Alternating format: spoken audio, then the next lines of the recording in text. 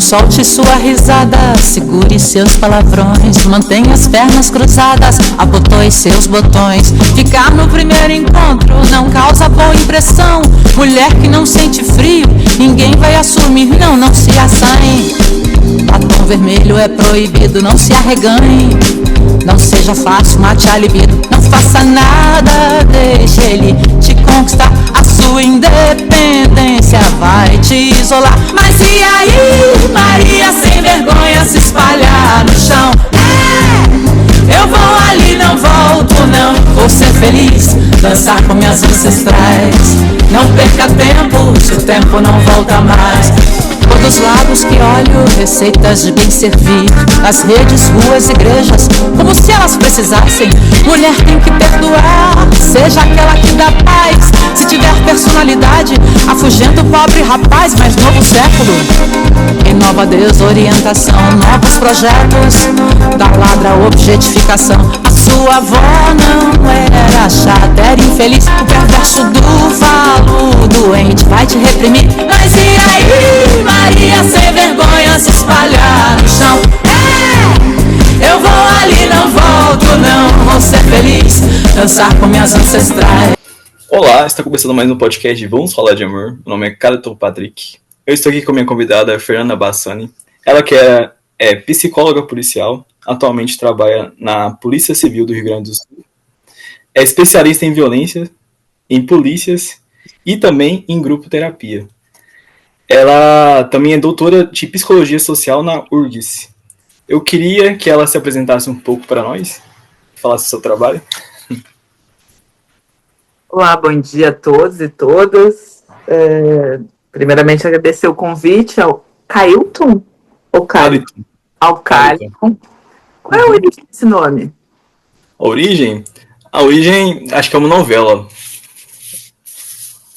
Que a minha mãe assistiu e ela tinha Carlton Sérgio ou Patrick Fernandes, ela escolheu, juntou Carlton Patrick. Ai, que legal. Eu também sou bem noveleira. Inclusive, foi esse meu gosto por novelas que acabou me levando para psicologia, né? Porque eu gosto de escutar as histórias, né? De ver as histórias, de ver as cenas, de ver os capítulos da novela da vida de cada um, né? Eu tenho um olhar para a vida do outro, para o ser humano, como uma grande novela. Uhum. Então, quando eu sento na frente daquele meu paciente, eu penso, vamos ver qual será o capítulo de hoje. Então, a novela é algo que construiu muito a minha personalidade. Fica aí o destaque, porque às vezes a gente pensa, porque a televisão aberta brasileira não tem nada de interessante, não traz nada de bom, não contribui em nada. Contribui sim. A cultura popular brasileira, e eu acho que a novela ela é um pilar da cultura popular brasileira, ela ajuda a construir um inconsciente romântico e ao mesmo tempo... As relações. Oi? Ditas relações. Exato, o inconsciente captura essa trama, né, dos relacionamentos afetivos, né? Então eu acho muito, muito interessante. Eu sou formada há 23 anos como psicóloga, bastante tempo. Uhum. Tenho algumas especializações formais, né, na URGS.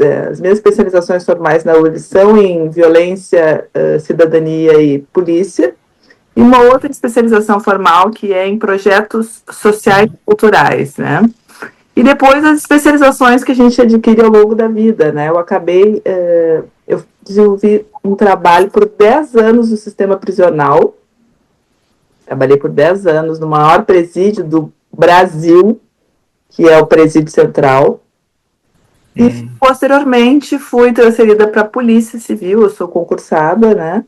E na Polícia Civil, então, acabei me tornando uma psicóloga policial. Então, eu tenho 10 anos atendendo os criminosos e 10 anos atendendo os mocinhos, entre aspas, né? Porque a gente sabe que o ser humano nunca é coerente 100%, né? Eu não sou coerente, imagino que tu não seja também. 100% não. E quando a gente tem a oportunidade de trabalhar nesses polos extremos, né? Se for pegar, por exemplo, uma novela, mocinho, o policial é identificado como mocinho, né? E o criminoso, o presidiário, como bandido, né? Mas quando eu tive a oportunidade de trabalhar com essas duas pontas, eu vi que ambos os grupos têm incoerências internas bem importantes e vi que havia um psiquismo que conectava eles, né? Eles são dois agentes de uma mesma guerra. Então, eles são constituídos de maneiras muito semelhantes, né? Os valores desse submundo criminal, né? Essa coisa da guerra, essa coisa do enfrentamento, está nos dois lados. Ambos existem rótulos assim também. Ambos passam por preconceitos. Isso eu fui me dar conta mais recentemente, porque eu sofria preconceito por ser psicóloga de presidiário. E atualmente eu sofro preconceito por ser psicóloga de policial. Então, quando eu sofria preconceito de ser psicóloga de presidiário, o preconceito vinha da direita, né? A direita, os grupos mais conectados com a orientação à direita me discriminavam por ser psicóloga de presidiário. Agora eu sofro preconceito dos grupos mais à esquerda por defender polícia, digamos assim, né? Que para alguns o policial é visto como um carrasco, né? Alguém que, sobretudo nas comunidades pobres, né? E o meu papel ao longo desses 20 anos, então, resumindo, foi para mostrar a humanidade existente, tanto no criminoso como no policial. Isso é interessante. E hoje o nosso assunto não é sobre saúde do policial, nem o sistema prisional, infelizmente, mas é um assunto super importante em si, que é sobre mulheres empoderadas nos relacionamentos. Hoje em dia, ainda bem, vamos dizer, que as mulheres não precisam de um relacionamento para se definir a sua vida em si. Elas não precisam ter relacionamento para ter variedade social. Não quer dizer que o relacionamento não tem essa pressão para ter relacionamento.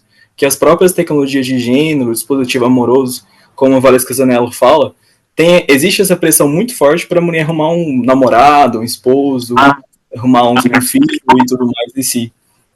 E, na prática, como que a gente pode definir a mulher empoderada nos relacionamentos? Quais são suas marcas emocionais que a gente pode ver e atitudes no dia a dia que a gente pode perceber em si?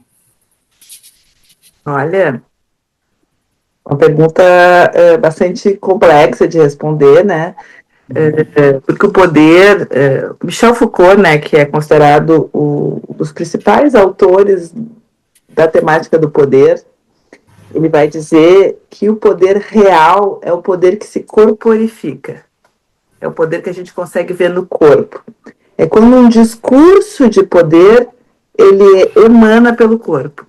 Então, eu acho que eu iniciaria a resposta te dizendo que uma mulher empoderada, a gente consegue ver na forma como ela anda, na forma como ela tenta, na forma como ela olha, na forma como ela lida com os projetos da vida. Uma mulher empoderada, ela tem, acima de tudo, coragem. Coragem de não seguir o padrão. Coragem de quebrar aquilo que se espera de um feminino. Coragem de arriscar, assustar, digamos assim. Arriscar deixar as pessoas desconfortáveis. Eu acho que o poder, quando ele se conecta com o feminino, ele passa muito por essa questão de um enfrentamento com a sensação de desconforto no outro.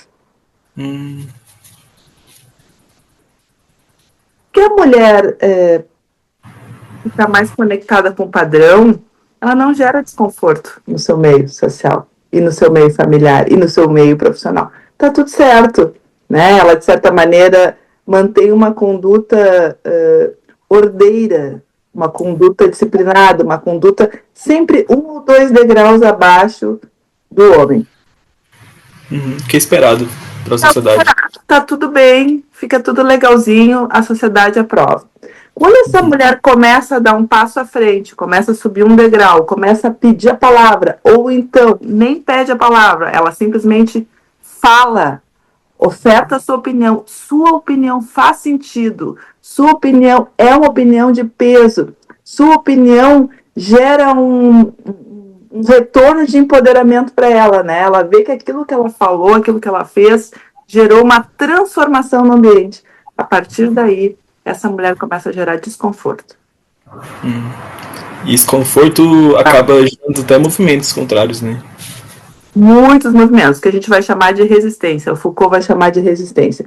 Então, se a gente for pegar essa linha teórica que eu gosto muito, que é a linha Foucaultiana, a gente vai entender que o poder ele é algo que se corporifica, ele é um discurso, né? Pode ser um discurso de autonomia, um discurso de liberdade que se corporifica e que ele vai se manifestar na postura, no comportamento, no discurso, no olhar, na coragem. A partir do momento que esse poder se manifesta, ele vai produzir resistência.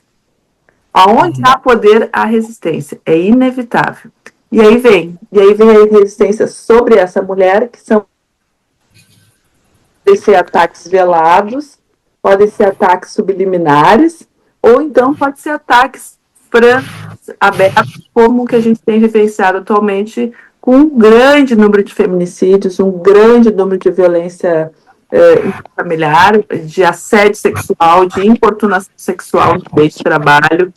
Então, esses movimentos que têm acontecido atualmente, e aí eu gostaria de destacar, Carlton, que o Brasil tem diminuído todos os índices criminais. Assalto, furto, homicídio. O Brasil tem diminuído todos esses índices. Os únicos crimes que não diminuem são os crimes de gênero. Infelizmente. Então, por que isso acontece? Já parou para pensar por que isso acontece? Por que os crimes de violência urbana estão diminuindo e os crimes de violência de gênero estão aumentando? Dá para perceber pelas redes sociais em si, igual o movimento Red Pill, que o ódio da mulher, igual a mulher tá tendo muitos direitos, os homens estão tendo menos direitos em si. A lei da Maria da Penha só vem para prejudicar os homens, vem esse discurso. A lei Maria da Penha só vem para prejudicar os homens e tudo mais. Mas não. Então nós temos aí exatamente... primeira coisa, acho que a gente tem que destacar, né, quando a gente está analisando esses movimentos criminais. Primeiro, crimes urbanos, violência urbana e violência de gênero têm dinâmicas distintas. Tá? Tu não pode botar um delegado da homicídios para resolver problemas de violência doméstica. Tu não pode esperar que uma socióloga acostumada a analisar facções consiga atuar sobre as questões de gênero, porque são dinâmicas opostas. Se eu botar, por exemplo, mais policiais na esquina, pode ser que eu diminua os assaltos, mas isso não vai fazer muita interferência na questão do crime de gênero. Por quê? Porque o crime de gênero é dentro de casa. O policial vai até ali. O policial vai até a esquina. A questão não pode meter a colher na briga do casal. E tem essa cultura, né, de que a violência, de que os relacionamentos íntimos de marido e mulher não são da alçada do Estado. O Estado não pode entrar ali. Mas o que eu considero, então, fundamental para tratar essa questão da violência de gênero? Educação. Educação e fiscalização. São dois aspectos fundamentais. Não só educação, tá? Não é só palestrinha. Dar palestrinha para os rapazes e esperar que as coisas melhorem. Não, é educação com fiscalização. Por exemplo, nas empresas, não é educação só para quem já cometeu o delito. É educação preventiva, né? Então, por exemplo, sabe-se que os motoristas de ônibus ou que as pessoas da construção civil ou que mesmo os empresários são uma categoria que comete muito crime de gênero. Isso tem que saber, a gente faz uma pesquisa, a gente tem como saber quais são as categorias masculinas que mais cometem crimes de gênero. A partir daí se estabelece uma série de cursos de formação de grupoterapia nas empresas, onde eles são obrigados a frequentar. Então, aí tu tem um movimento que eu diria macropolítico, né, para enfrentamento da questão de gênero. Mas tudo isso, eu entrei por essa seara só para te dizer que realmente o empoderamento feminino ele é algo que ele gera um desconforto, ele desestabiliza, ele deixa muitos homens em uma situação de sofrimento psíquico. O empoderamento feminino gera sofrimento psíquico a um homem que não se sente internamente seguro. Ou melhor, para ele se sentir seguro, ele precisa ter ao lado dele alguém 1 ou 2 degraus abaixo. Se essa pessoa se coloca ao lado... Oi? Os corpos dóceis e a teoria dos corpos dóceis. Um corpo docilizado, né? Um corpo disciplinado, um corpo subordinado. Isso também é um conceito Foucaultiano. Então, quando esse corpo começa a se virar em direção à liberdade, em direção à autonomia, ele vai inevitavelmente se deparar com a resistência. E muitas vezes a resistência vai vir, sim, em formato de soco, tapa, facada, tiro. Isso é verdade. A própria cultura do estupro em si também, que quando a mulher foge do padrão, o pacto masculino faz como ela a punição em si abuso sexual. A mulher ela tá vestindo roupa curta. A mulher tá saindo à noite, não pode sair à noite e tudo mais, sabe? Culpar o comportamento dela e não a própria atitude do homem que coloca, o homem é mais selvagem, o homem é mais... Coloca essas auto-justificadores que não se deve justificar em si, né? Eu diria que a vida da mulher sexy, tá? Porque existem diferentes tipos de mulher, né? Mas aquela mulher sexy, né? Aquela mulher que tem esse empoderamento, que tem essa sensualidade, é tão difícil como a vida do negro no Brasil. Porque um negro, eu digo, meu filho é negro, meu namorado é negro, um negro nunca pode sair de casa sem o documento. A mãe do meu namorado e eu com o meu filho, a gente dizia para sempre sair bem vestido, de banho tomado, perfumado. A gente dizia isso. O jovem negro conseguisse escapar dos ataques da sociedade, especialmente das forças de segurança, mas da sociedade, consideram as pessoas negras como essencialmente suspeitas. Então, se estiver bem vestido, se estiver bem arrumadinho, se estiver de banho tomado, se estiver com uma roupa, digamos assim, trabalhador, essa pessoa talvez consiga driblar o preconceito, talvez consiga driblar essa seletividade penal, que vai sempre tentar botar o negro contra a parede, e vai sempre, um grande grupo, vai escolher o negro como suspeito. A mulher sexy, a mulher sensual, a mulher empoderada, ela passa pelo mesmo processo. Ela sai de casa, ela comprou uma mini saia, ela comprou um batom vermelho, ela comprou um argolão, ela comprou um salto. Nunca vai poder botar tudo. Ela vai ter sempre que escolher. Ou eu vou de mini saia, ou eu vou de argolão, ou eu vou de batom. Porque se eu botar tudo, eu vou ser identificada como uma trabalhadora sexual, né? Ou eu vou ser identificada como uma mulher fácil, ou eu vou ser identificada como uma mulher libidinosa, alguém que está querendo provocar, sempre suspeito. Não pode ser uma mulher confiável. E essa mulher, ela não vai passar preconceito só com os homens, tá? Ela vai passar muito preconceito com as mulheres. Com as mulheres casadas, com as mulheres que têm relacionamento estável. Essas mulheres vão enxergar essa mulher de mini saia e de batom vermelho como um perigo, uma ameaça. Ameaça ao casamento, ameaça ao relacionamento estável, ameaça à conjugalidade. Bons costumes. Ameaça aos costumes. Então, a vida da mulher sexy é tão sofrida e tão complexa como a vida do homem negro no Brasil. Isso é complicado em si. Essa questão em si. E indo para o outro lado, sim, isso... Sobre a questão da da força que existe da mulher empoderada em si, dela no trabalho, nos relacionamentos em si. É possível conciliar essa força existente da mulher, que ela foge dos padrões, né, da sociedade, que ela destoa dessa questão? É possível conciliar a força e a vanidade do amor? Como não podemos ver essa abertura emocional como uma fraqueza em si? Porque muitas das vezes, igual nós homens, por exemplo, a gente tem muito mais dificuldade em ser aberto emocionalmente do que as mulheres em si. Tanto que existe um termo neandertal emocional em si. Nós homens somos muito mais neandertais emocionais, de nomear as emoções, de saber o que está sentindo, de expressar melhor as questões do que as próprias mulheres. E a vulnerabilidade acho que é importante na questão do amor em si. Vulnerabilidade, ela é essencial, né, no amor, né? Uma pessoa que não se deixa ficar vulnerável é uma pessoa que não consegue amar. Porque o amor entrega parte da tua vida, parte, tá? Não precisa ser toda. Mas tu entrega parte da tua vida nas mãos de outra pessoa.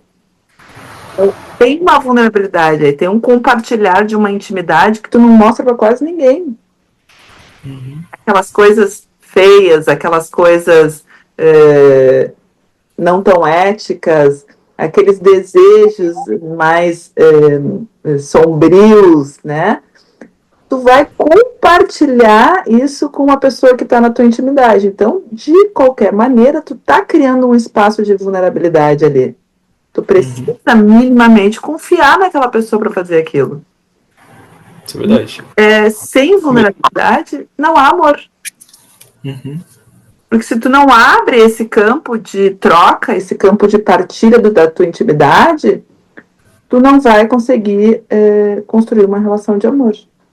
Então é fundamental. Tem um livro da Brené Brown, que é A Coragem de Ser Imperfeito, que ela vai...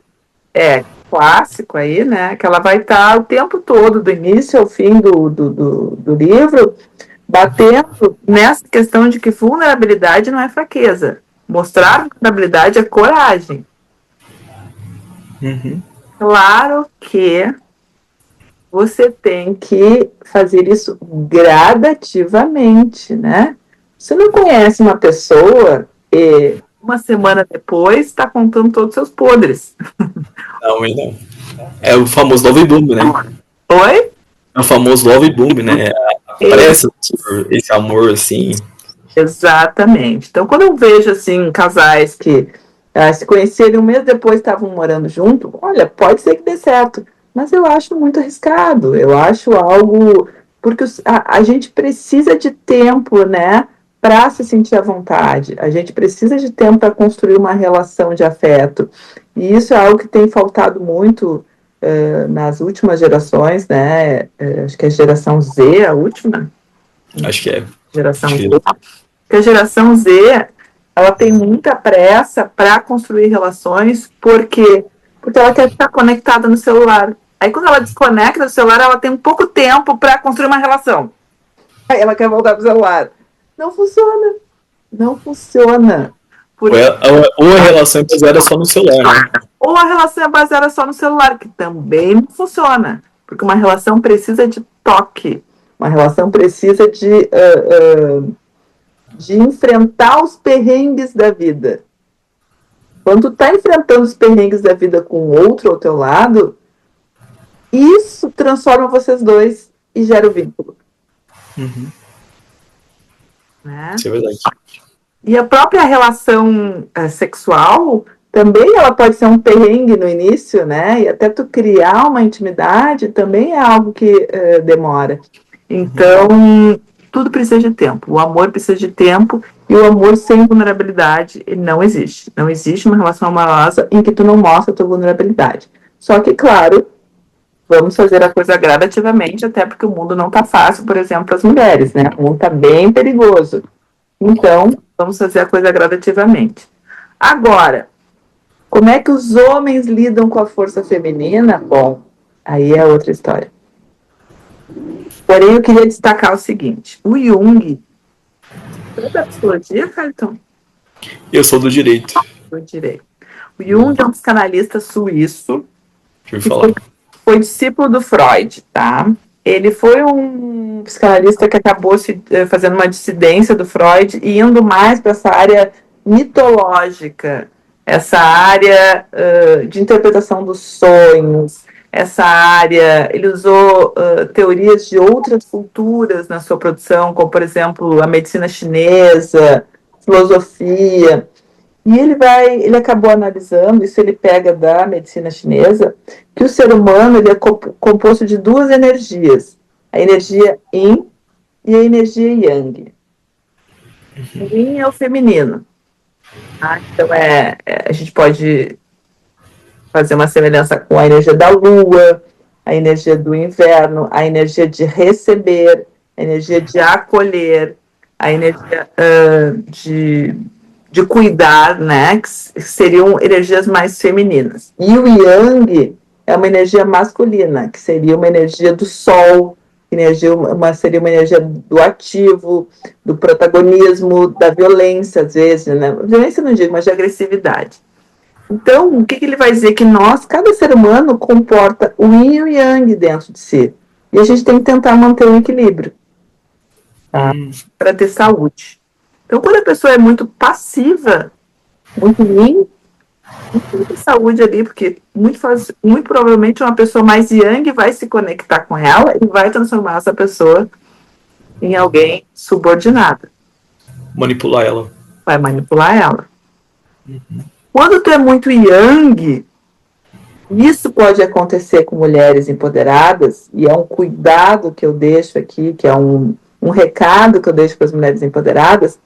A energia Yang foi muito necessária para que nós, mulheres, e eu me coloco também nesse jogo, né? Nós, mulheres empoderadas, conseguíssemos nos formar, entrar num concurso, conseguir um trabalho, um bom trabalho, conseguir a própria casa, o próprio carro. Sem energia Yang, a gente não conseguiria ter aberto essas portas.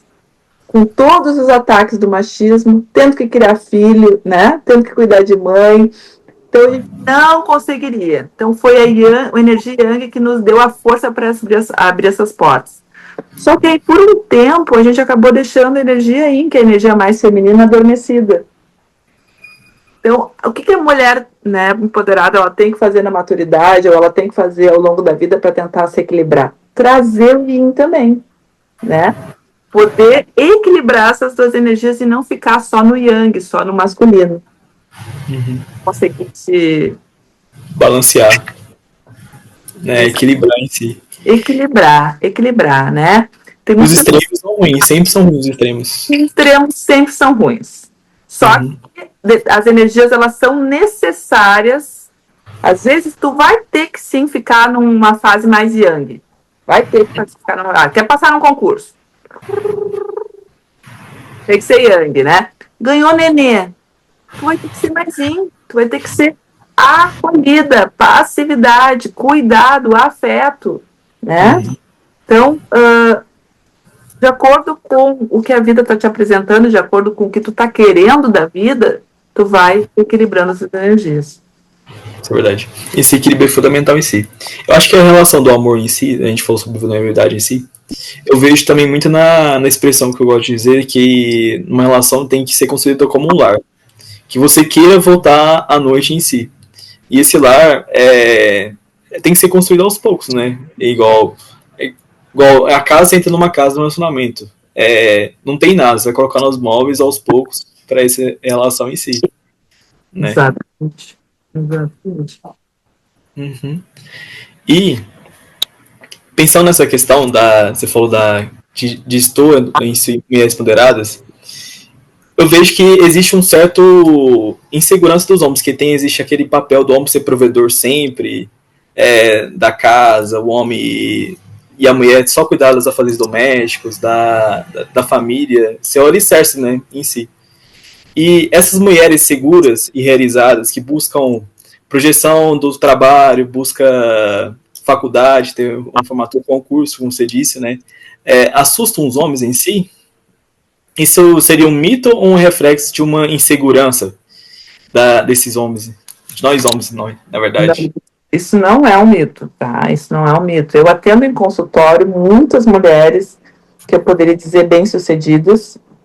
Atendo muitas mulheres que são de um viés de energia yang mais estabelecido, que é o caso das mulheres policiais, né? Porque para tu segurar uma arma na cintura, tu tem que ter uma energia mais yang, né? Do contrário, fica difícil de enfrentar os criminosos, digamos assim. E eu escuto muitos dilemas amorosos, né? Vivenciados por essas mulheres. E aí, me parece que o mais complexo nesse processo é fazer o movimento de, entrando para dentro de casa ou no relacionamento conjugal, tu demonstrar a vulnerabilidade sem assumir uma fragilidade ou uma subordinação. Porque esta mulher, ela ficou muito tempo nessa luta por um espaço. Isso modifica o corpo. Tu fica em estado de alerta. Hipervigilância.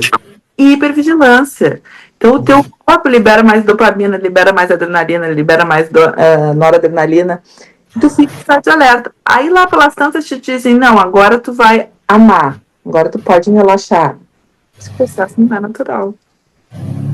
A mulher vai fazer o movimento de, tá, agora eu vou amar, vou relaxar, ela acaba errando a mão. Escolhendo errado? Ela acaba achando que se ela demonstrar fragilidade, ou se ela fizer concessões, se ela der grande liberdade, se ela abrir a caixa de Pandora, né, e se mostrar uma moça frágil, ela vai ser amada. Então, ela tem dificuldade de retornar aquele equilíbrio, porque o homem, o masculino, o patriarcado, ele vai fazer um movimento o tempo todo dizendo, olha, a fragilidade, a suavidade, a vulnerabilidade é positiva, viu? Esse teu jeito é assustador. Esse teu jeito vai correr com os homens de perto de ti. E vai querer você. Ele vai querer você. Então, essa mulher, eu diria que a mulher empoderada, ela vive hoje num grande conflito.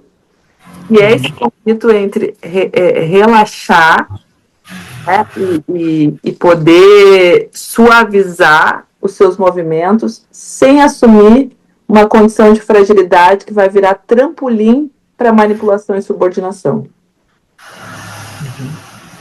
De outro lado, o homem vive num conflito em que ele precisa entender que a masculinidade dele não passa pela fragilidade feminina ou pela subordinação feminina. A masculinidade dele tem que ser construída em cima de outros pilares. O trabalho, a resolução de problemas, as conquistas materiais, conquistas intelectuais. Ele não precisa de uma secretária. Ele pode ter uma mulher colocada aqui, ó, lado a lado com ele, e eles fazerem uma troca. Ele não tem que construir o edifício da masculinidade dele com base nessa entrega, nessa servidão feminina. Isso é uma coisa ultrapassada, não tem mais como, a gente não vai conseguir retroceder isso. São dilemas dos dois lados. Isso é verdade. Os dois lados, com ambos esses dilemas super complicados em si. E o que eu percebo em si, já ouviu falar sobre o termo heteropessimismo? Já ouvi falar. Tenho várias amigas que vivenciam essa realidade, que é essa coisa de estar completamente decepcionada com os exemplares do mundo masculino. Por que isso acontece, né? Porque a mulher, ela acabou desenvolvendo uma postura resolutiva. A mulher empoderada, ela é resolutiva. Ela tem um problema, ela pega e resolve o problema. Olha, tem um problema. Descobri a 1h que tem um problema. 1h30 já estou encaminhando para resolver. Os homens, eles identificam, tem um problema. Acho que preciso fazer exames de sangue. Vai levar 6 meses. Viu? Ele vai levar 6 meses para ir no médico, marcar os exames de sangue, pegar os exames de sangue, devolver os exames de sangue do médico. Pensar se vale a pena. Pensar se vale a pena todo esse trâmite. Será que vale a pena? Porque eu tenho outras coisas para fazer, porque esqueci, porque não sei o que, acontece mil coisas.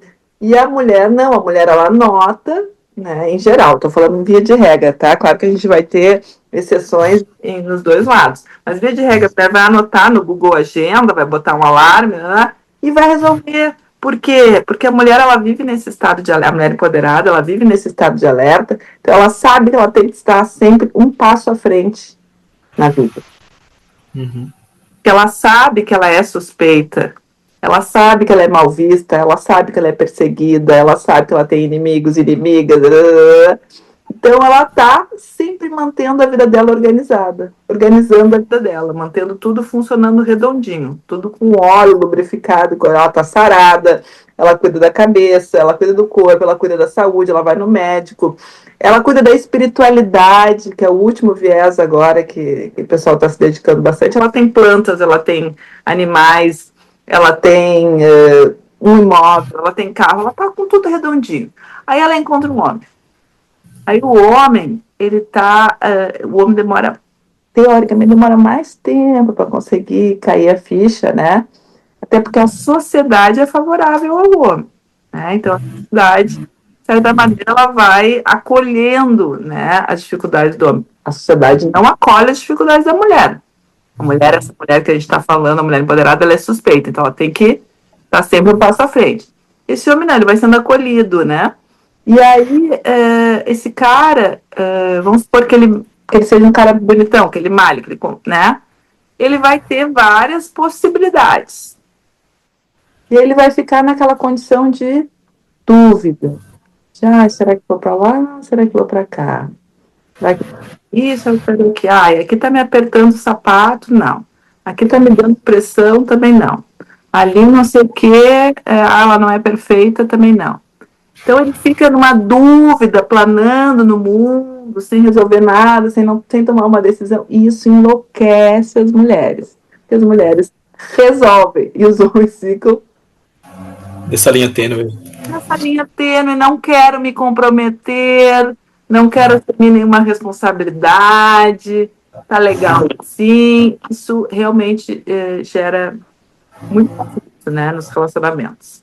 Os homens, eles estão com muitas opções e aí eles não querem escolher. E porque eles têm essa tendência de chocar os problemas ao invés de resolver os problemas. Vamos ver, será que eu vou querer essa... Então vou fazer o teste, né? Vamos fazer o teste, né? Vamos experimentar e depois, se não der... Mas o homem também não tem letramento emocional. Outro ponto importante. É verdade. Letramento emocional. Então, um homem não sabe expressar suas emoções, conversar sobre as emoções. Olha, não estou gostando disso, daquilo no nosso relacionamento. Gostaria que a gente tentasse mudar isso. O homem não consegue. Muitos homens não conseguem fazer isso. Ele percebe, só que ele não fica tão confortável naquilo e deixa rolar, né? Deixa rolar porque ele o quê? Não quer se incomodar. A regra número 1 do homem: não quero me incomodar. A regra número 1. Não quero criar problema, não quero criar demanda para minha vida. Não quero criar demanda para minha vida. Então, daí, ele acaba abolindo o diálogo, abolindo determinados enfrentamentos, porque ele acha que isso vai criar demanda. E aí tu vai empurrando com a barriga quando vê a coisa explode. Então, a gente escuta muito, aí a gente entra naquele termo ghosting, né? Ghosting. Que o homem simplesmente desaparece.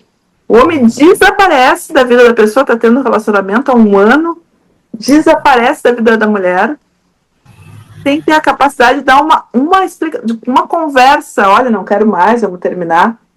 Isso é extremamente traumático também, né? Porque, imagina, tu abriu a tua vulnerabilidade, tu te conectou, tu criou um elo, um vínculo, e de repente essa pessoa desaparece. Então, eu acho que esse heteropessimismo, ele tem a ver com essa dificuldade que o homem tem em se posicionar atualmente, né? Ele está nessa linha tênue de quero todas, mas não quero nenhuma, não quero nada sério, não quero demanda para minha vida. Tem a ver com essa falta de letramento emocional para conversar sobre o que está difícil.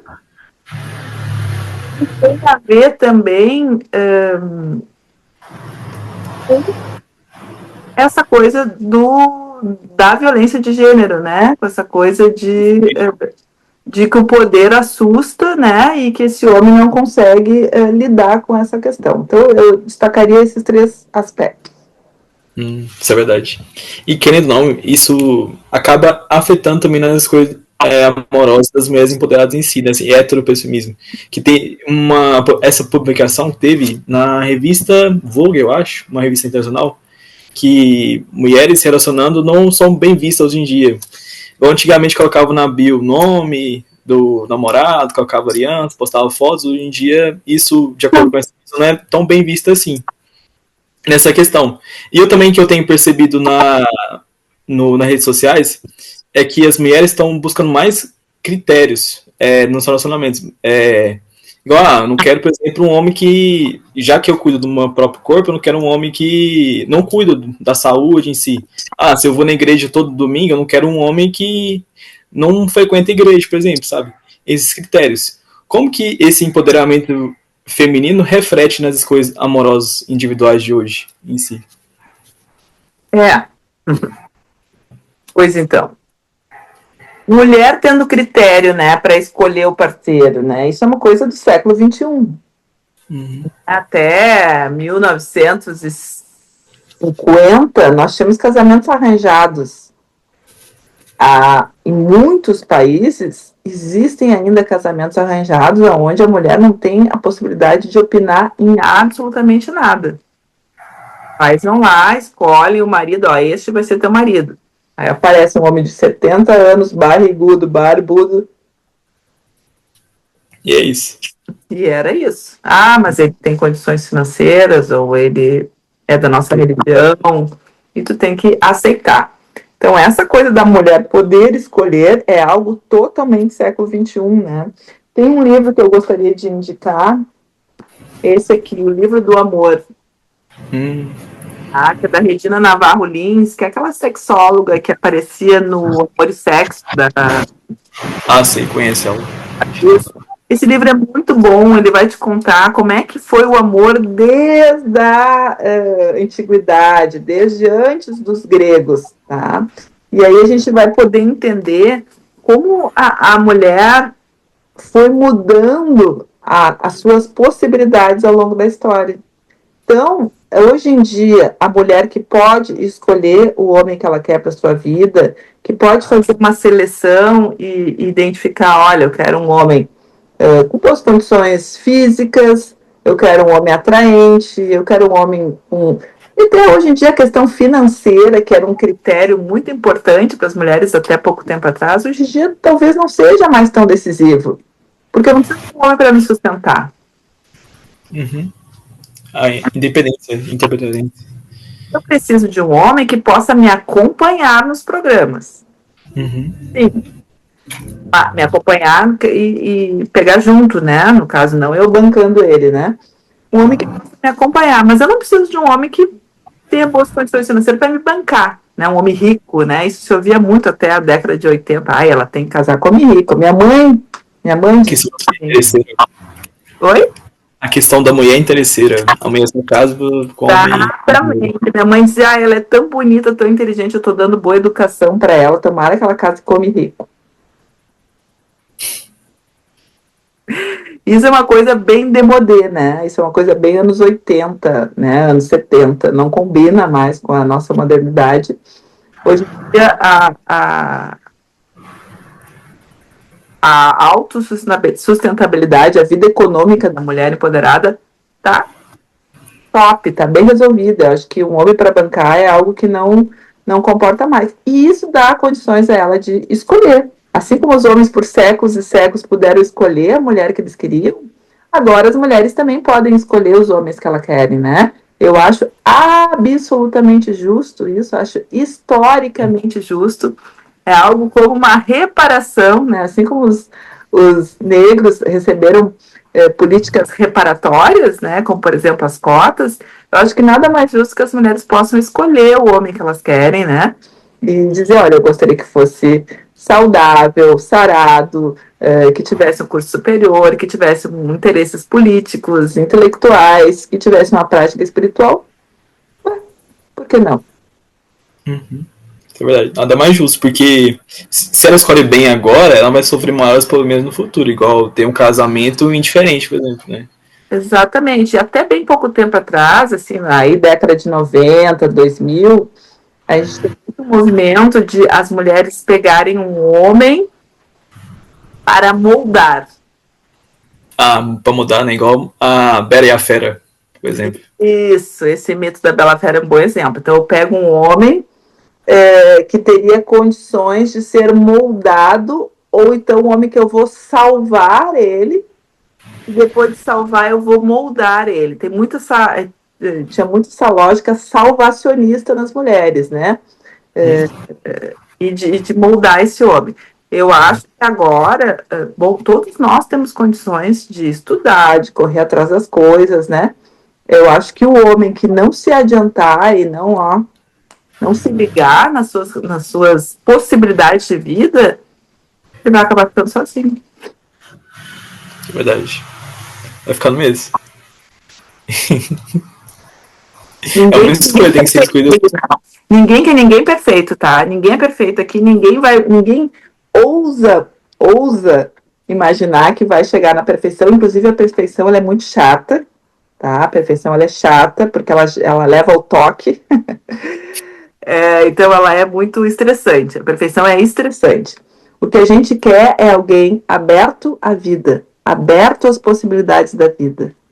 Ah, tem uma peça de teatro, não sei aonde. Tá, mas eu não gosto desse tema. Beleza. Qual tema você gosta? Ah, eu gosto desse tema. Podemos ir na peça de teatro nesse tema? Podemos. Então vamos lá. Né?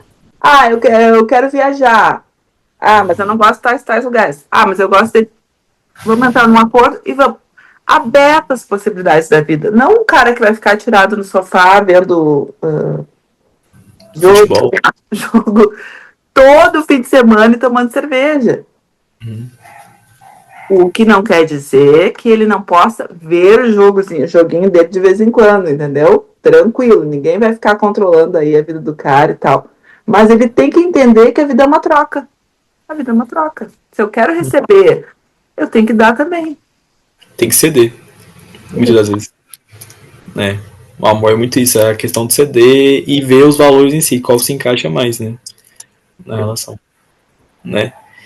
E pensando para outra questão, quais são as armadilhas emocionais que você vê em si nos seus casos clínicos, nas suas vivências também, que até as mulheres fortes realizadas podem cair no amor em si, mesmo com esse empoderamento feminino, desse pensamento, sabe?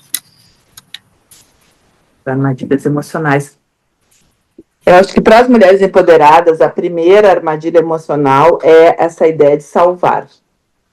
Isso é verdade. De mudar o cara. Por quê? Porque a mulher empoderada, ela conseguiu muita coisa na vida. Ela venceu batalhas incríveis. E ela acaba ficando viciada nesse ato de guerra, nesse ato de lutar, nesse ato de passar dificuldades e conseguir grandes conquistas. Ela acaba incorporando o arquétipo do herói. Né? E aí, o que acontece? Por continuidade desse comportamento, desse vício, ela olha para aquele homem. Pode ser bonito e carinhoso, mas que tem a vida destruída, que tem um vício em drogas, que tem uma ex pendurada, e ela diz, esse cara eu consigo salvar. As outras eu não sei, mas eu consigo salvar. com a minha dedicação, com a minha organização, com a minha estrutura, com o meu afeto, se eu conseguir resolver a minha vida, resolver a vida de tanta gente, eu vou conseguir resolver a vida dele. Vou melhorar a vida dele. Então essa eu acho que é uma grande armadilha, essa onipotência da mulher empoderada. Uhum. De achar que eu vou conseguir salvar a vida do fulano. Pode até ser que tu consiga salvar, mas quando tu conseguir resolver a vida dele, tu vai estar tão esgotada e tu vai perder a admiração. Porque tu vai olhar para aquele ser dizendo, fui eu que construí. Né? Não é assim que a vida funciona, né? A vida funciona como uma troca. Ele não é teu filho, ele é teu companheiro. Esse papel de mãe às vezes aparece, né? Parece muito. Parece muito esse papel de mãe. Eu acho que sim, ajudar o companheiro a organizar a vida, maravilha, assim como o companheiro vai te ajudar também. Agora, salvar uma pessoa, criar uma relação com o teu companheiro de missão, né? Eu tenho a missão de salvar ele, isso aí eu acho uma grande armadilha emocional, tá? E eu vejo muitas mulheres envolvidas com homens usuários de drogas ou alcoolistas.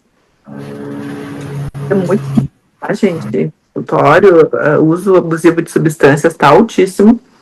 E essas mulheres, elas perdem muito conquistado na vida tentando salvar esses homens. Super endividadas, perdem noites de sono, perdem o equilíbrio emocional, perdem o respeito na comunidade e às vezes perdem até os seus trabalhos tentando salvar homens usuários de substâncias psicoativas e, ao invés de ajudar eles acabam puxando elas para o buraco. Juntos, né? Já que tá no precipício, acaba levando ela. Outra armadilha emocional que eu citaria é o homem, ele tem uma capacidade, graças ao patriarcado, né, graças à sociedade, que reforça o discurso do homem, né, o discurso machista, ele não é um discurso individual, ele não é um discurso isolado, ele está em eco em toda a sociedade. Então, quando o homem diz algo para a mulher que esse algo é machista, esta mulher, ela precisa estar muito bem conectada com outras mulheres, ela precisa estar muito conectada no debate de gênero para não cair naquilo que o cara está dizendo, porque a sociedade em geral vai fazer eco ao que ele está dizendo, vai dizer que é isso aí. Ele está certo. Tá? Então, uma coisa que eu vejo muito acontecer é uma confusão mental. Os homens criam uma confusão mental nas mulheres, e mesmo mulheres muito inteligentes, com nível superior e coisa e tal, elas começam a pensar, será que eu estou exagerando? Será que o fato de dele receber ligações de mulheres de madrugada, no sábado à noite, será que é exagero da minha parte eu ficar com ciúmes? Eles vão criando um processo de, não, tu é gaslighting, né? Isso, tu é uma louca, tu é uma exagerada, tu é uma desequilibrada, tu é uma estressada, tu é uma chata, tu fica pegando no meu pé, blá, blá, blá, blá, blá. Isso sendo repetido acaba criando uma confusão mental na mulher e a mulher começa a achar que de fato é ela errada.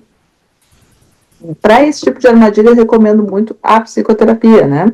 Eu trabalho com muitas mulheres que chegaram ao meu consultório nessa condição de gaslighting. E é exatamente essa confusão mental provocada por um homem que é acobertada pelo discurso patriarcal, né? Uhum. Isso é verdade. E o próprio gaslight pode aparecer também na questão da culpa da mulher em si, dela trabalhar, dela... Por exemplo, a mulher é focar na carreira, ela é muito mais valorizada quando tem uma família, igual, por exemplo, você não tá dando tempo pra mim na família, tá dando tempo pros filhos em si. O homem, quando ele não dá tempo pra família, ele não é culpabilizado com isso. Nós, homens, não somos culpabilizados por isso. Porque nós temos que focar na carreira, nós temos que focar nos estudos, já não. A mulher já existe essa culpabilização da carreira, de fazer os projetos pessoais, né? Ou o tempo de ficar sozinho em si, né? Como Como que a gente pode lidar com essa culpa sem sentir menos parceira entre uma relação? A mulher em si. Essa talvez seja a mais difícil pergunta que tu está fazendo. Uhum. Biblicamente, a culpa é feminina. O imaginário judaico-cristão acabou construindo o imaginário do Ocidente, né? Biblicamente, a culpa é feminina. O que eu quero dizer com isso? Quem aceitou a maçã e seduziu Adão foi Eva. Ela que é culpada pelo mundo que nós estamos cheios de pecado, tudo.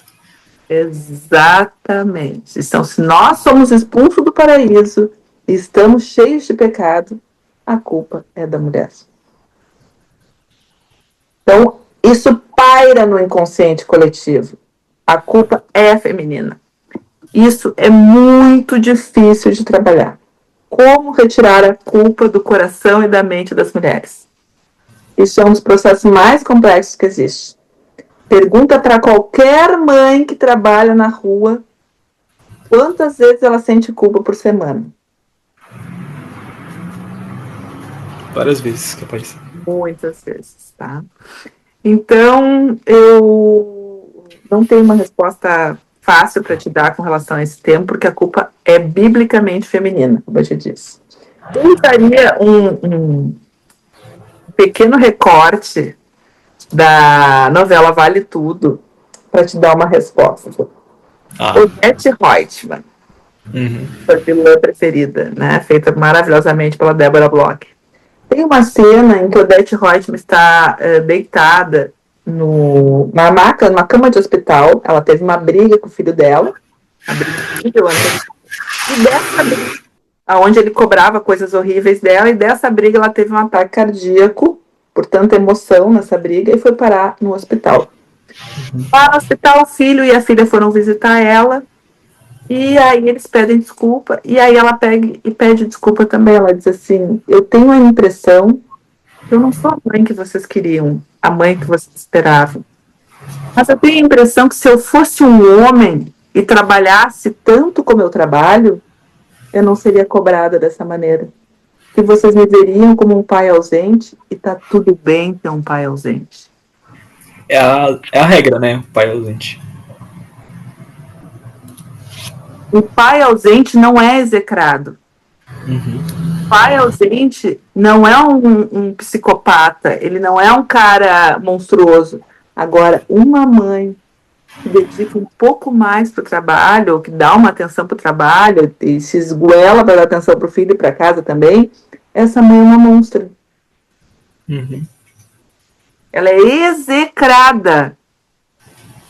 Se não for execrada no âmbito profissional, ela será execrada pelo companheiro ou pela família. Alguém vai execrar ela. Então, como resolver a culpa feminina? Muita terapia. E muita participação em espaços coletivos também de compreensão da sociedade. Isso é verdade. A culpa é um sentimento muito forte, né? De lidar em si. Dói, é uma faca no coração. Faca no coração. É só terapia mesmo, não tem como. E indo para outro lado assim da questão, que a gente falou muito do homem provedor em si. Eu vi nas redes sociais em si que ultimamente o homem está mudando esse papel do provedor, que a mulher não busca mais um provedor, ela busca um homem que traga prazeres subjetivos e objetivos dentro da relação, para que essa relação construa melhor, né?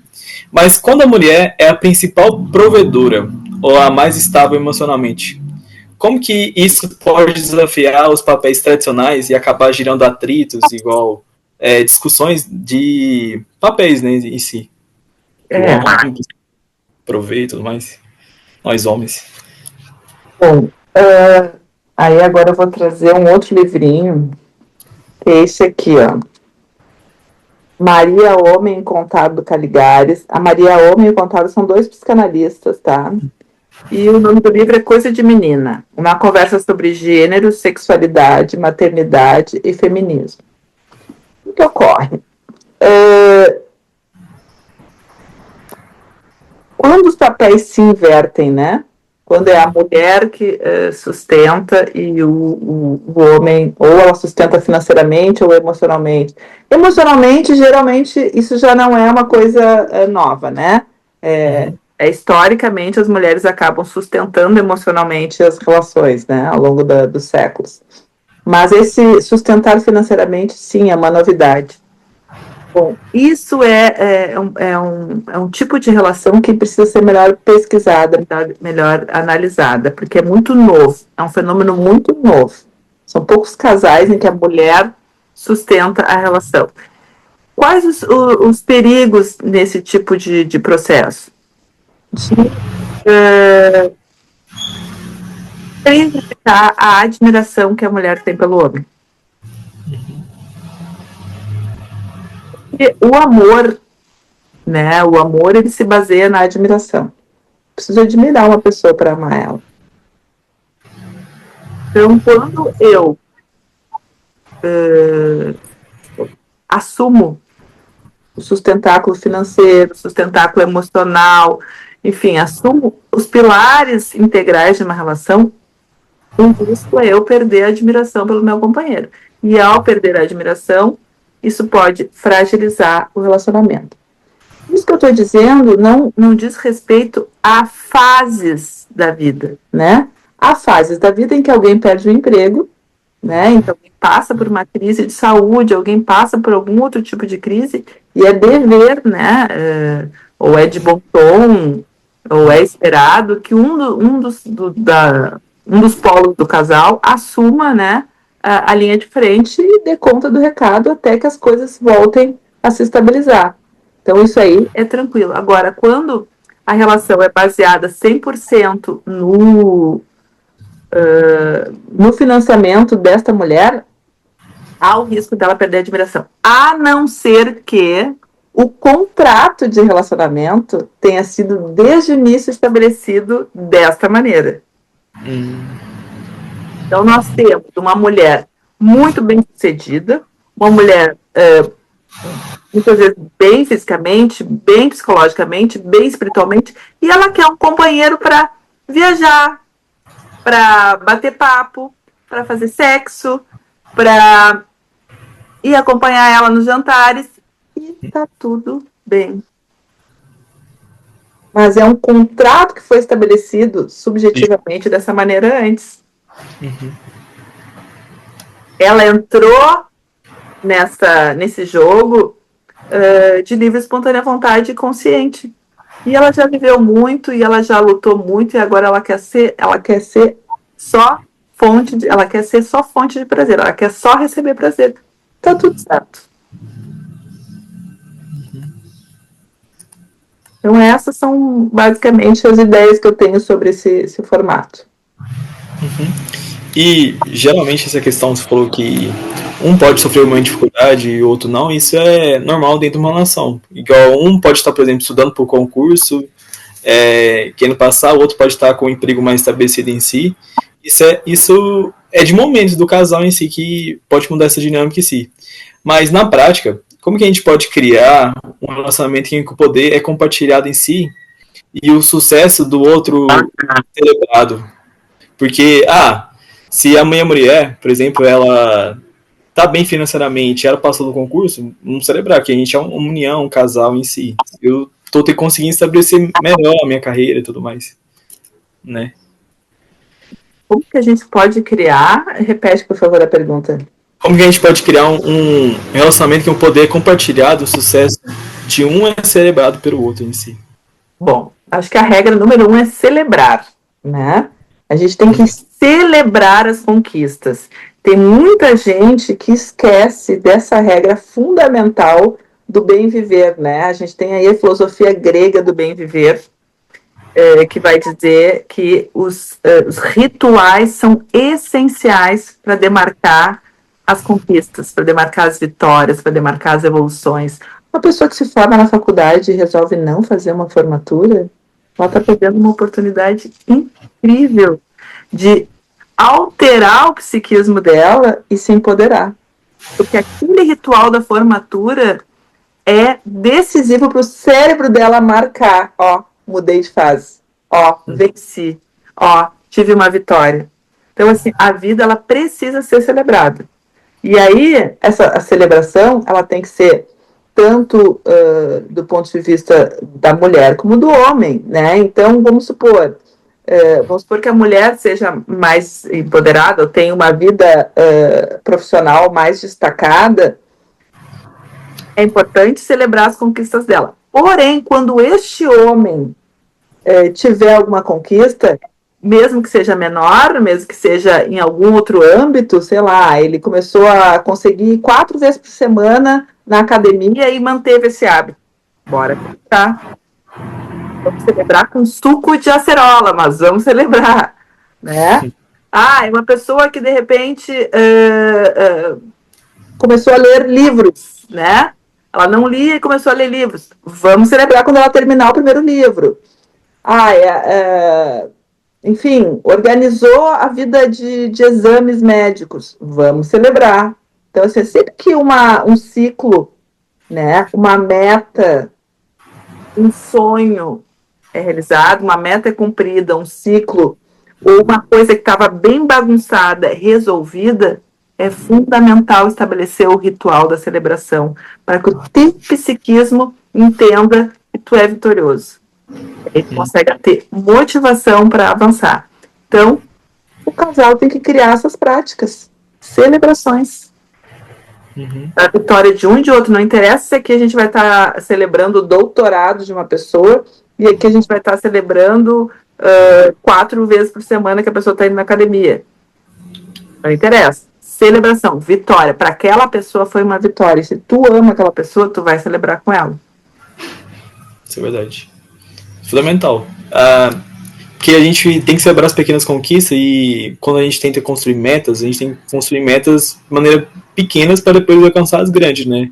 Com certeza. Como você disse, ir para academia e tudo mais, né?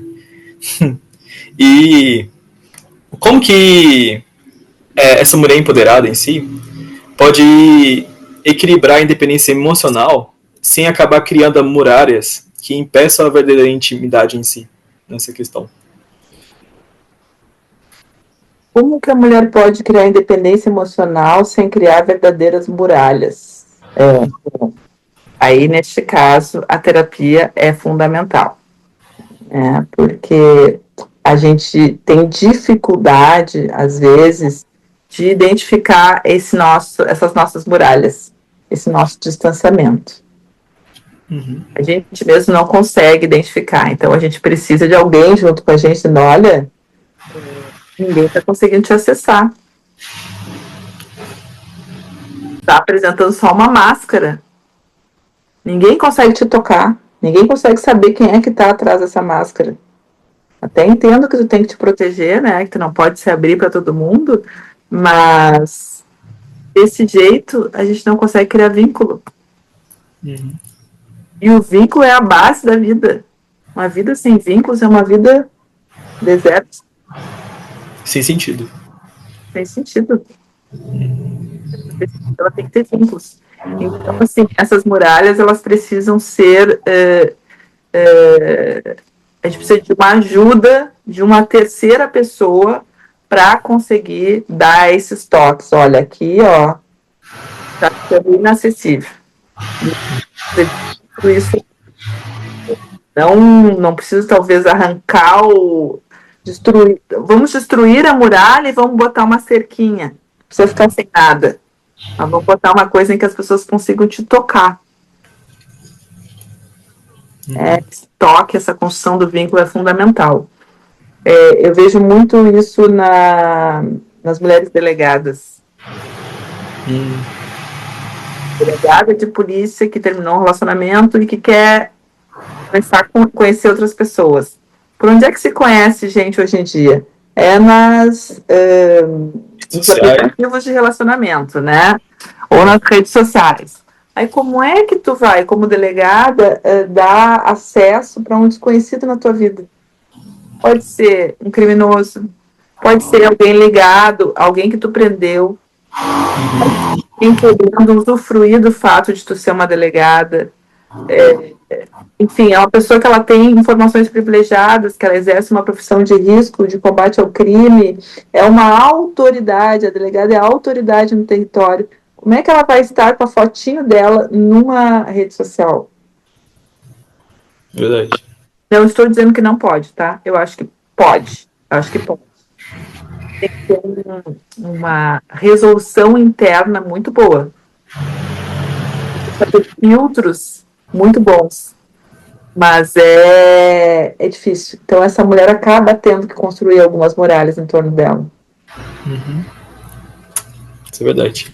E pensando nessa questão do vínculo, do relacionamento, que tipo de parceria a gente pode pensar que geralmente se relaciona de forma saudável com uma mulher empoderada em si? Olha, aquele parceiro que é filho de uma mulher empoderada. É um bom ponto. Teve mulheres empoderadas em casa. Isso facilita bastante, né? Porque daí tu aprende, tu tem essa coisa de uma mulher empoderada como algo mais naturalizado, não tão assustador, né? Tu conseguiu ver o lado bom da mulher empoderada, né? Que é um lado alegre, que é um lado corajoso, que é o lado parceiro, que é o lado da lealdade, né? Porque a mulher empoderada ela não tem por que mentir. Não tem por que manipular. Manipulador é o fraco. Forte não precisa ser manipulador. Forte, ele é objetivo. Ele é claro. Tem meias palavras, né?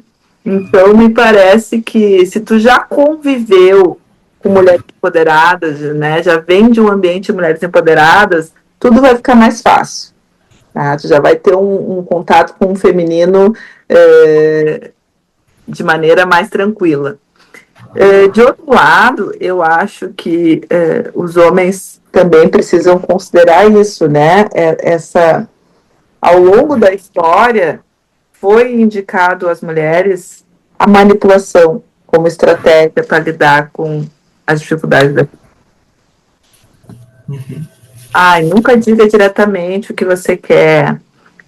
Se você quer alguma coisa, mantenha a casa limpa, porque daí seu marido vai gostar e aí ele pode ser que ele te dê um presente.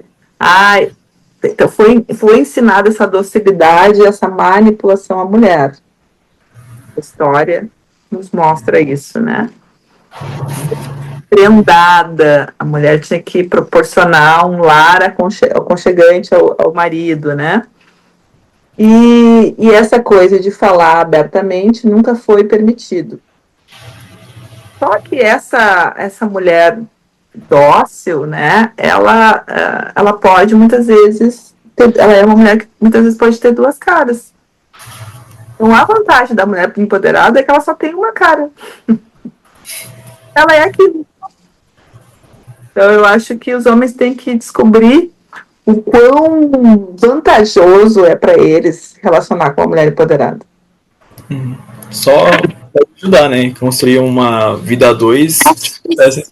Vai ajudar nessas questões de estrutura até, né? De correr atrás, de abrir frentes. Nesse sentido. Nesse sentido.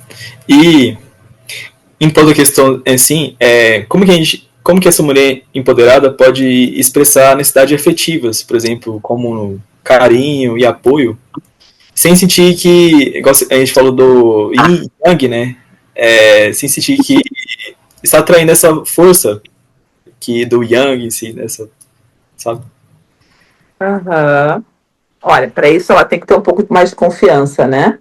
Não é algo já de antemão, né? Essa mulher precisa ter mais confiança, saber com quem ela está lidando, né? Porque a mulher empoderada, ela tem muito a perder. Ela construiu, né?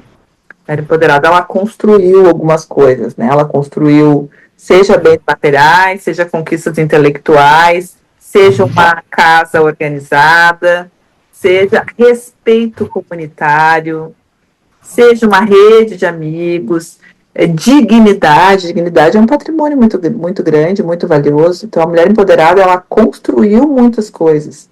Então, ela tem muito a perder. Então, por conta disso, ela tem que sentir confiança naquele cara.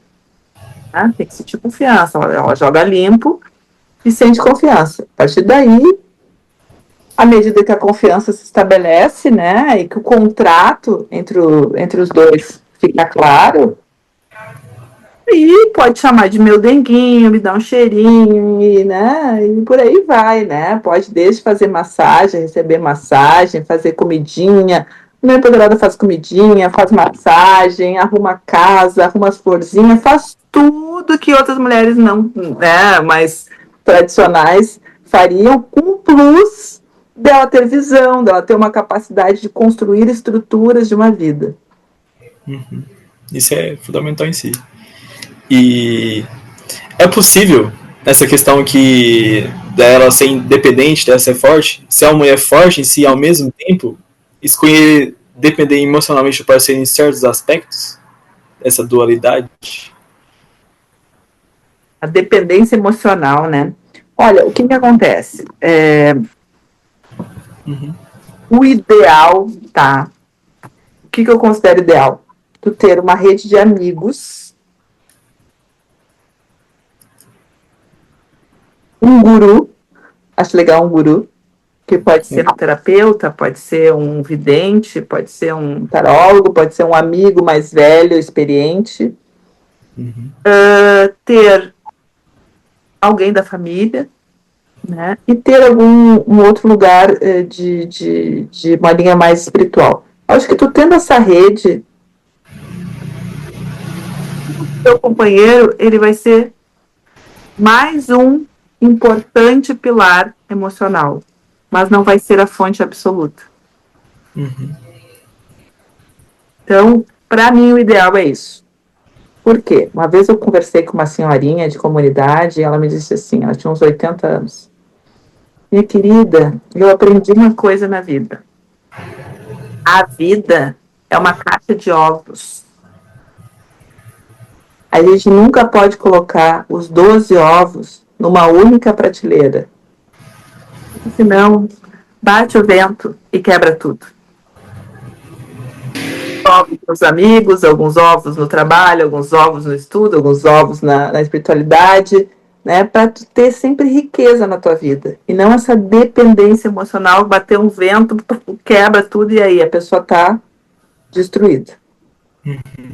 Ter o único foco como relacionamento é perigoso, porque se o relacionamento não vai bem, a pessoa, a mulher em si, nós homens também, vai acabando não indo bem na vida assim, decai totalmente.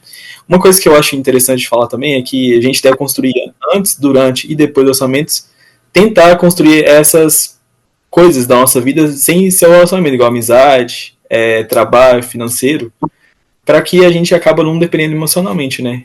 Que aí é um estabelecimento de uma relação saudável, né, em si. Exatamente. O ser humano ele é plural, né? A gente precisa da diversidade. A diversidade ela contribui para a formação de um psiquismo saudável. Tudo aquilo que é linear, que é repetitivo, que é focado em uma única fonte, tende a não trazer evolução, tende a gerar dependência. Então, ou gerar excessos, né? Então, essa diversidade de fontes de prazer, fontes de amor, ela é fundamental na vida de qualquer ser humano. E aí, para as pessoas que estão em relacionamento, essa é a dica número 1 que eu daria. Mantenha as amizades. Claro que depois dos 40, por exemplo, as amizades elas acabam diminuindo em quantidade e aumentando em profundidade. Mas mantenha algumas amizades boas. Precisa regar, precisa semear as amizades, elas não se mantêm, é que nem planta. A amizade não se mantém sem ser regada e semeada. Você começa a fazer 1000 coisas na vida, trabalhos, projetos, não sei o quê, e esquece daquele bom dia, esquece de convidar o amigo para um café, esquece de abrir uma brecha na agenda de trabalho, né? Para ir tomar um café com o amigo. Então, trago esse dado porque eu considero as amizades como um pilar fundamental. E também essas outras questões que eu trouxe, né? Que é a espiritualidade, que é a aprendizagem e que é também a família, né? Verdade. Isso é fundamental, sim. E o autoconhecimento, você entender a identidade do que você gosta, do que você deseja na vida, é fundamental em si. Mas de que forma que o autoconhecimento pode acabar funcionando como um filtro para escolher parceiros que somam? Igual, por exemplo, tem aquela metáfora da metade da laranja, né? Ah, vou escolher um parceiro que me complete. Não, mas não, tem que ser um parceiro que seja inteiro que acaba somando em si, né? A relação. Perfeito. Bom, eu acho que a temática das mulheres empoderadas, aí a gente tem um assunto nevrálgico, né? A tendência é as mulheres empoderadas terem muitos problemas com a maldita da química. Ai, mas eu tenho química com fulano, eu tenho química com Beltrano, ai, minha química, não sei o quê. Esta química sexual, muitas vezes, e aí tem vários artigos e livros que vão dizer que a química, na verdade, ela é uma conexão com projeções e traumas infantis teus. Determinadas pessoas produzem. Por que um produz a química mas ninguém produz a química, né? Mas 20 não produzem. Porque aquelas coisas de amor à primeira vista, né? Que se diz. Porque os traumas daquele sujeito encaixam com os teus traumas. Não é porque vocês são almas gêmeas. E aí a tendência dos relacionamentos que tem muita química não vou dizer que é a tendência, mas a grande chance dos relacionamentos com muita química sexual deles evoluírem para relacionamentos abusivos ou tóxicos.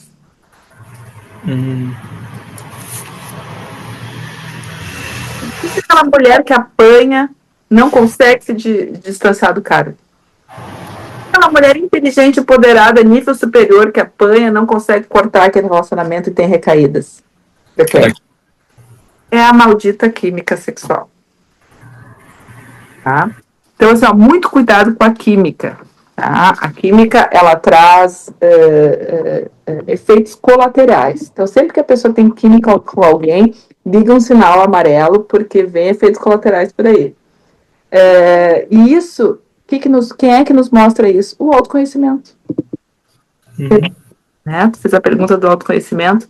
Então, no autoconhecimento, tu começa a identificar quais são as atitudes que despertam teus gatilhos. Quais são as atitudes do outro que despertam teus gatilhos? Quais são as tuas atitudes que te levam a situações de ansiedade, situações de angústia, situações de sofrimento, de dúvida, de insegurança? E quais são as tuas atitudes, as tuas escolhas que te levam para a paz, para a tranquilidade, para a segurança? E aí tu começa a fazer escolhas mais racionais no campo dos afetos. Não tanto emocionais. Não só geridas pela química, né? Mas geridas também pela razão. Isso é verdade. Esse autoconhecimento é fundamental para ter essa diferenciação da química e do campo da razão em si, né? Exato. E, Fernanda, como que uma mulher em si, a gente falou sobre autoconhecimento em si, que tem esse autoconhecimento, consegue estabelecer limites naturais na relação, pode ser tipo, parceiro, amizade em si, sem precisar brigar por eles. Tem essa de impor, né? Bom, os limites, eles são também outro ponto difícil, porque, como eu te disse, as mulheres empoderadas, a grande grupo dessas mulheres, são mulheres que estão acostumadas a ir buscar, né? Elas buscam aquilo que elas querem, né? Elas estão acostumadas a ter uma postura mais protagonista, mais de atitude. Então, o limite, ele é algo em que tu precisa barrar o processo. É trazer pausa, trazer não movimento. Isso é difícil para o psiquismo de mulheres empoderadas, porque elas estão acostumadas ao movimento, a buscar, a atividade.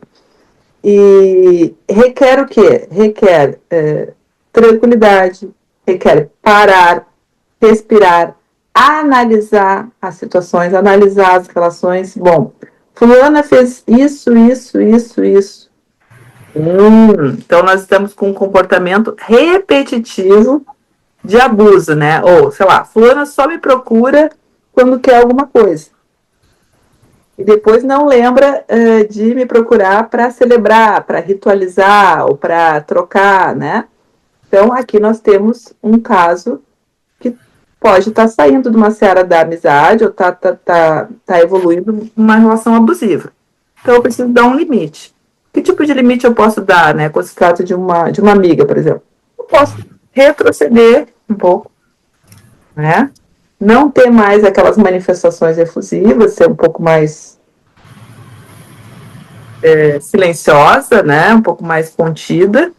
E passar a olhar para aquela pessoa com outro olhar. Bom, essa pessoa ela está com um perfil mais utilitarista, ela está me buscando por uma utilidade, não por um afeto. E a amizade ela tem que ter um afeto, né? Ela tem que ter uma troca. Então, eu vou me recolher. Eu vou me recolher e vou entender que esse recolhimento tem culpa. É um recolhimento sem culpa. E vou observar os movimentos daquela pessoa. Se aquela pessoa se der conta, fizer movimentos no sentido de me buscar para afetivamente, né, de repente pedir uma desculpa e coisa e tal, eu posso mudar a minha postura.